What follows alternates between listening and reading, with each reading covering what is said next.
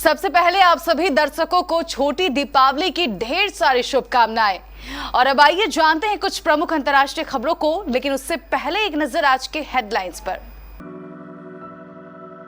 मुख्यमंत्री योगी ने संतों से पूछा, मंदिर निर्माण से आप खुश हैं या नहीं? कहा, अब राम भक्तों पर गोलियां नहीं चलेगी।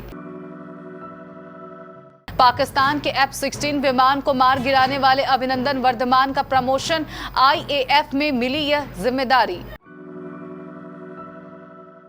अखिलेश ने दिए शिवपाल की पार्टी से गठबंधन के संकेत, बोले चाचा का पूरा सम्मान होगा। उपचुनाव के परिणामों पर पी चिदंबरम बोले, 2022 में किस तरफ बहेगी हवा, पेश किए आंकड़े। परमाणु बमों की अभेद ताकत जुटा रहा चीनी ड्रैगन, भारत अमेरिका के लिए बड़ा खतरा। दिवाली की बधाई देकर बोले नवाब मलिक, होटल ललित में छिपे हैं कई राज, मिलते हैं रविवार को। चीन में 22 महीने से छिपे शी जिनपिंग को बड़ा झटका, जलवायु सम्मेलन में दरकिनार। काबुल हमले में तालिबान का टॉप कमांडर मारा गया, IS ने ली थी जिम्मेदारी। छोटी दीपावली पर सस्ता हुआ सोना चांदी, कीमतों में भारी गिरावट। और वर्ल्ड के नंबर 1 बल्लेबाज बने बाबर आजम, T20 रैंकिंग में कोहली 5वें स्थान पर।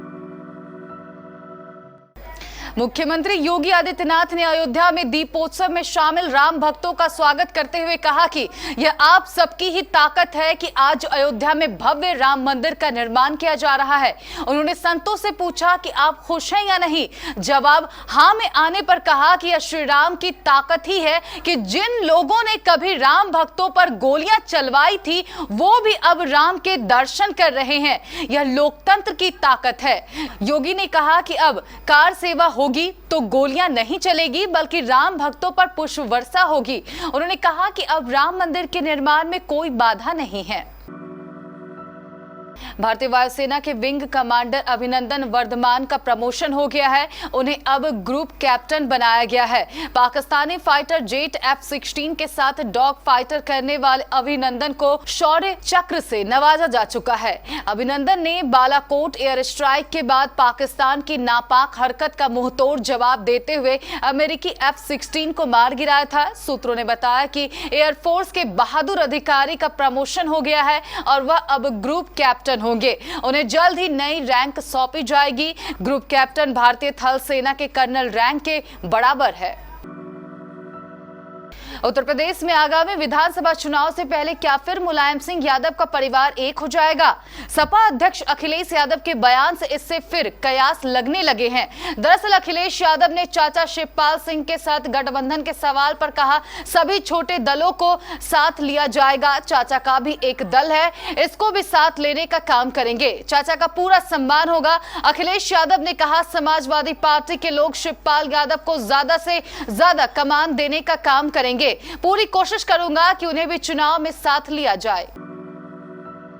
देश के 5 राज्यों में अगले साल विधानसभा चुनाव होने वाले हैं। उससे पहले 3 लोकसभा और 29 विधानसभा सीटों के लिए हुए उपचुनाव के नतीजे 2 नवंबर को आ गए हैं। 29 विधानसभा सीटों में से एनडीए को 15 सीटों पर जीत मिली है। ऐसे में कांग्रेस के दिग्गज नेता पी चिदंबरम ने बुधवार को अपने ट्वीट में पूछा कि 2022 में हवा किस तरफ बहेगी।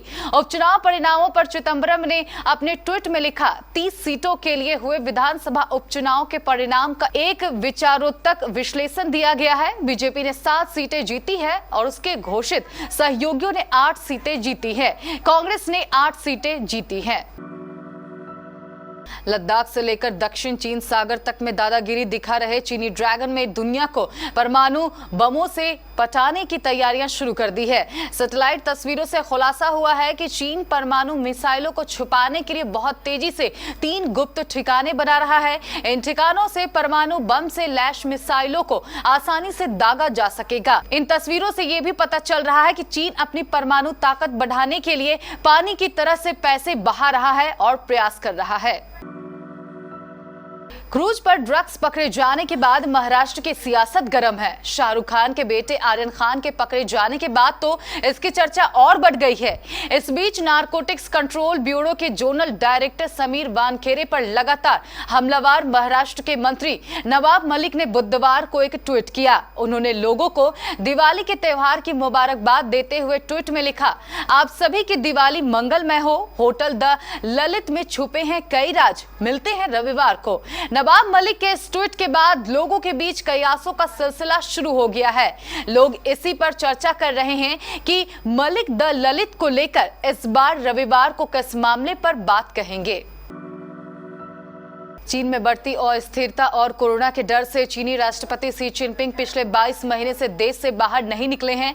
हालात ये है कि शी जिनपिंग चीन के आयरन ब्रदर पाकिस्तान के पीएम इमरान खान की ओर से बार बार दिए जा रहे न्योते के बाद भी नहीं जा रहे हैं। उधर ग्लासगो में आयोजित COP 26 जलवायु शिखर सम्मेलन में भी चीनी राष्ट्रपति ने नहीं जाने का फैसला किया तो दुनिया भर की त्योरियां चढ़ गई। चीनी राष्ट्रपति वीडियो लिंक के जरिए सम्मेलन को संबोधित करना चाहते थे, लेकिन आयोजकों ने उन्हें यह मौका भी नहीं दिया, जिससे ड्रैगन लाल हो गया है।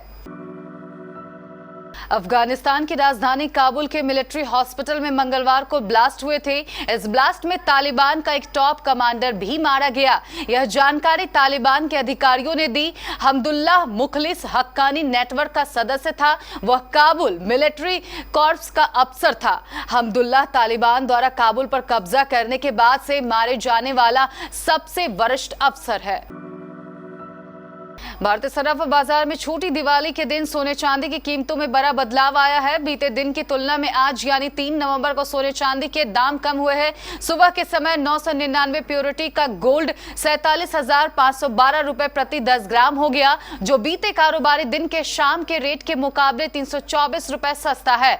995 प्योरिटी यानी 22 कैरेट वाले गोल्ड की बात करें तो प्रति 10 ग्राम की कीमत 322 रुपए कम होकर 47,322 हो गई है। वहीं चांदी की बात करें तो इसके दामों में भी कमी आई है। पिछले दिन की तुलना में चांदी 1327 रुपए प्रति किलो सस्ती हो गई है। 1 किलो चांदी के दाम बुधवार को 62,881 रुपए हो गए हैं।